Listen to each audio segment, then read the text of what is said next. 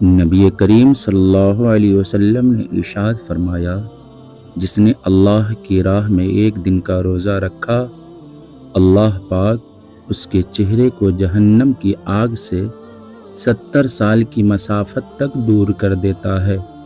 یہ حدیث پاک روزے کی عظمت کو بیان کرتی ہے، یعنی جو شخص اللہ کی رضا کے لیے ایک دن کا روزہ رکھتا ہے تو اللہ تبارک و تعالیٰ اس کے چہرے کو جہنم کی آگ سے 70 سال کی مسافت تک دور کر دیتا ہے۔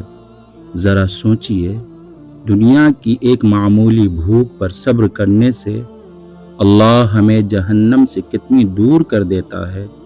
اگر ایک دن کا روزہ اتنا بڑا انعام دلاتا ہے تو جو مسلسل روزے رکھے اس کے لیے کیا کچھ نہ ہوگا۔ یہ حدیث پاک ہمیں ترغیب دیتی ہے کہ ہم اللہ کی رضا کے لیے روزے رکھیں اور جہنم سے نجات کا ذریعہ بنائیں۔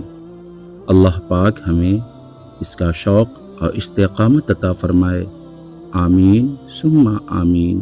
ہمارا channel New Islamic Network subscribe کریں اور ثواب کی نیت سے شیئر بھی کریں۔ شکریہ۔